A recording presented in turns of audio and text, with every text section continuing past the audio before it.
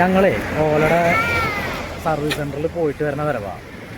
അപ്പോൾ അവിടെ പോയപ്പോൾ അവർ വണ്ടി റെഡിയാക്കി തരാൻ പറ്റില്ല എന്നുള്ളൊരു മൈൻഡ് സെറ്റിലായിരുന്നു.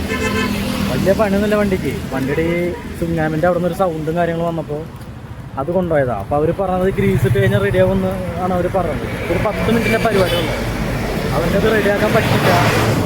നിങ്ങൾക്ക് എത്രത്തോളം കേൾക്കുന്നുണ്ടെന്നുള്ള അറിയില്ല കേട്ടോ. അതെ, ഞങ്ങളിവിടെ റോഡ് സൈഡിലാണ്. CRP ഇവിടെ ഉണ്ട്.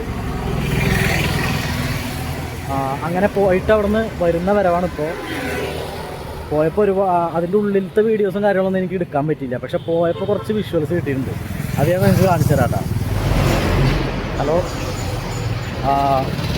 ഞങ്ങളൊരു വീഡിയോ എടുക്കാനുള്ള മൈൻഡിൽ വന്നതല്ല. പക്ഷേ എത്രത്തോളം സൗണ്ട് ഉണ്ട് എന്നുള്ളത് അറിയില്ല. ഞാനിപ്പോൾ നിൽക്കുന്നത് നമ്മുടെ ഓലയുടെ സർവീസ് സെൻറ്ററിൻ്റെ ഫ്രണ്ടിലാട്ടോ. ഇത് നോക്കി, എന്തോരം വണ്ടികളാണ് നോക്കി. നമ്മളെ വണ്ടി ഇവിടെ ഉണ്ട്.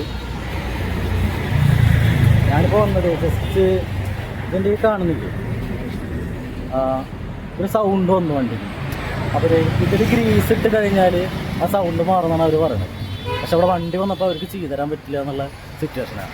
ഒരു 10 മിനിറ്റിൻ്റെ പരിപാടിയുള്ളൂ. പക്ഷെ അവർക്കത് ചെയ്തു തരാൻ പറ്റില്ല. ഇവിടെ ഞാൻ ഫാമിലി ആയിട്ടാണ് വന്നിട്ടുള്ളത്. ഇത് CRP ഇവിടെ ഉണ്ട്, ഇത് ചിഞ്ച് ഇവിടെ ഉണ്ട്. ഹായ് കൊടുത്ത്. ഹലോ.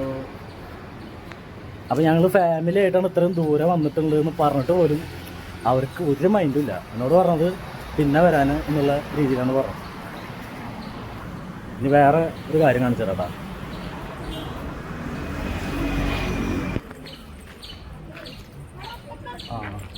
ഇത് നോക്കി, എന്തോരം വണ്ടികളാണ് എടുക്കുന്നത് നോക്കി.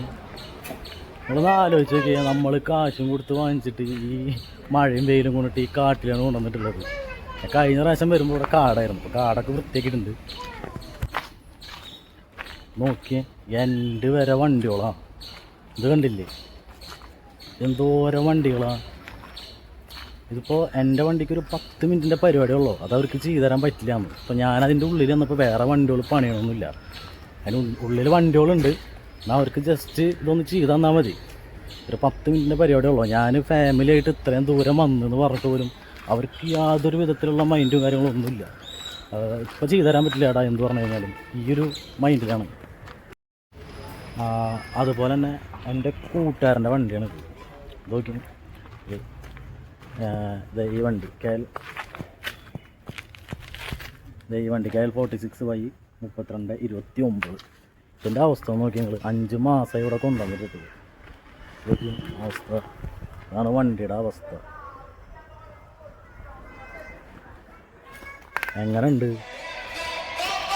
അതാണ് ഇവിടുത്തെ അവസ്ഥ.